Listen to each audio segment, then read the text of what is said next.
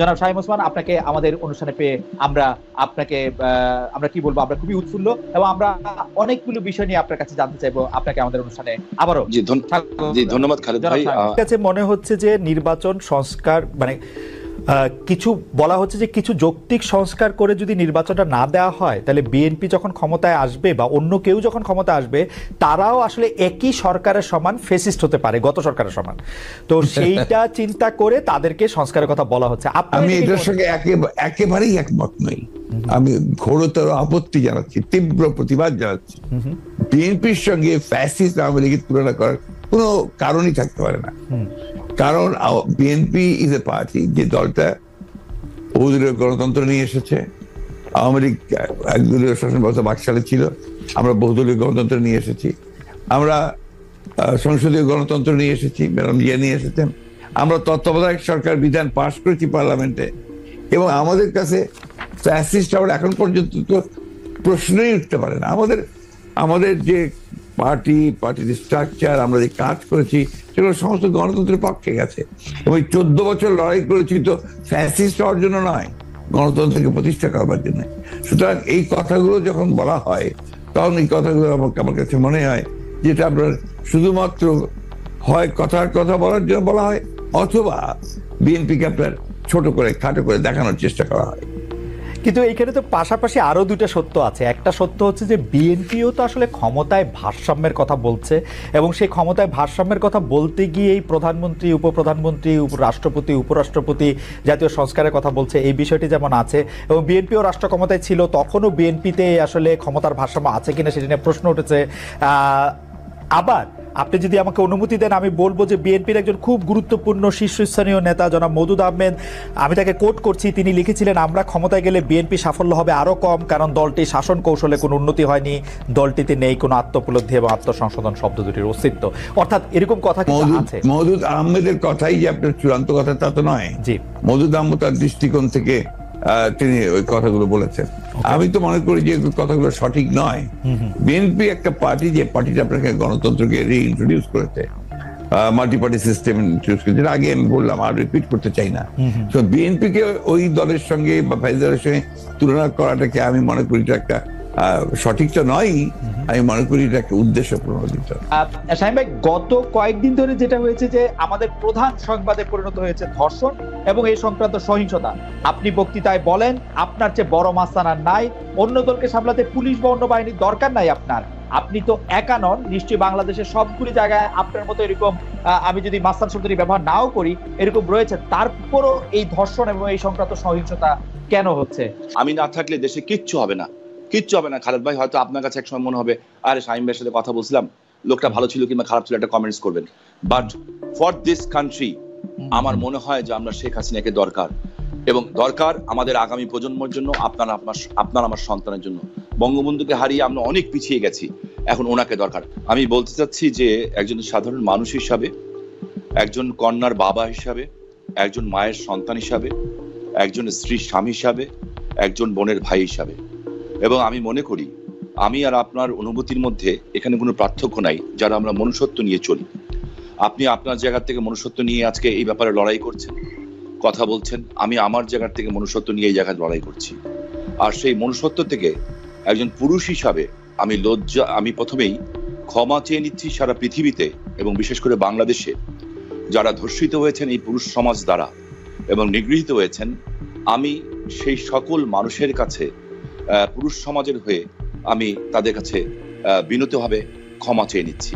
যে যাদের উপরে ঘটছে, তাদের যে আত্মচিৎকার, তাদের যে মানে মনের ভিতরে ক্ষোভ, তাদের যে সম্ভ্রমহানি, যে কতটুকু নির্দয়ভাবে তাদেরকে ধর্ষিত হতে হয়, যার কারণে অধিকাংশ ধর্ষিতাই কিন্তু শেষ পর্যন্ত নিজের জীবনটাকেই ছেড়ে দিতে হয়, এবং অনেকেই শুধু ধর্ষিত তো দূরের কথা, ইভটিজিং এর কারণেও কিন্তু পৃথিবীতে বহু মানুষকে, এবং বাংলাদেশেও আমরা দেখেছি অনেকে কিন্তু আত্মহত্যার পথ বেছে নিতে হয়।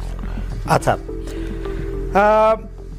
আরেকটি ব্যাপার সেটি হচ্ছে আমার আগেকার প্রশ্নের সাথে সম্পর্কিত, যে গণ অভ্যুত্থানের মুখে শেখ হাসিনার দেশ ছেড়ে পলায়ন, আওয়ামী লীগের নিষ্ক্রিয়তা, এক ধরনের মানে আওয়ামী লীগ দেশের রাজনৈতিক প্রেক্ষাপট থেকে বাদ হয়ে গেছে, কেউ কেউ আমাদের মিডিয়ার ভাষায় কেউ কেউ বলছেন যে একটা -1 হয়ে গেছে।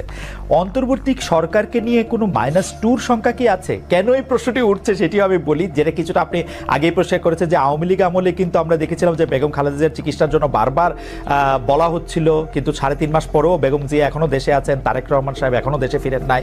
তো এইটার ক্ষেত্রে কি -2 কোনো আশঙ্কা আপনাদের মধ্যে রয়েছে কিনা অন্তর্বর্তী সরকারকে নিয়ে?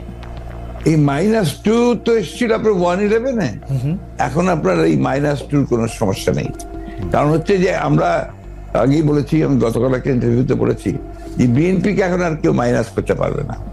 এক, 2 নম্বর হচ্ছে আওয়ামী লীগ যদি নিজেরা মাইনাস হয়ে গিয়ে থাকে তো সেটা তো আওয়ামী লীগ হয়েছে, কারণ সে দেশেই নাই, তার নেত্রী পালিয়ে গেছে। সুতরাং আপনার এই জায়গাতে তো তারা নিজেই চলে গেছে।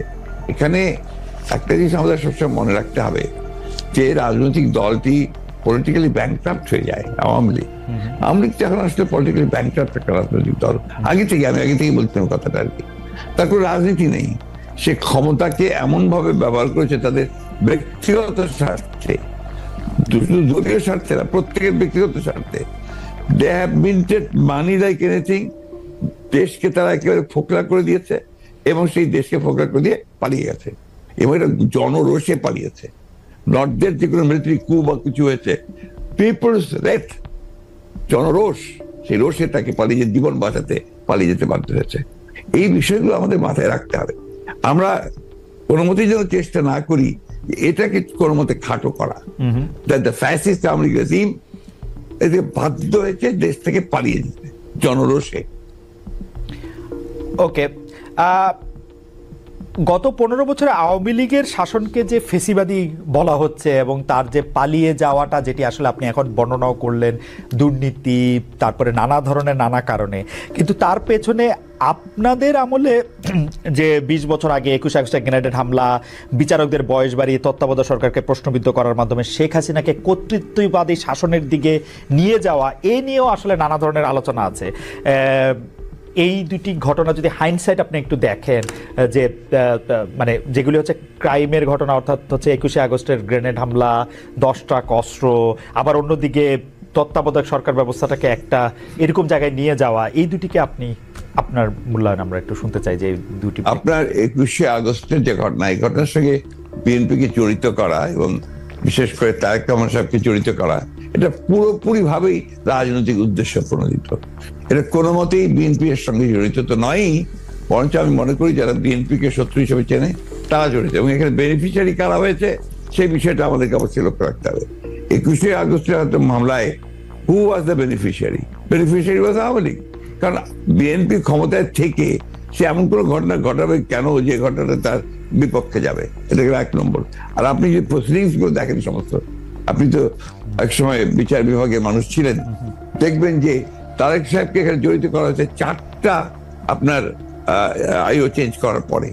সর্বশেষ যে আইও নিয়ে আসা হয়েছে সে হচ্ছে আওয়ামী লীগ দলীয় ভুক্ত কাহার এখন যে আপনার নিজে থেকেই তাদের মানে নির্দেশে সে এই চার্জশিটটা করেছে, যেটা কোনো সম্পর্ক নেই। অন্যদিকে যে আপনার মূল আসামি ছিল, ভদ্রলোকের নাম আমি বলে যাচ্ছি, মৌলানা মুফতি মোহাম্মদ, তিনি তাকে দিয়ে 164 দিন তাকে টর্চার করে তাকে দিয়ে একটা আপনার স্টেটমেন্ট করিয়ে নিয়েছিল।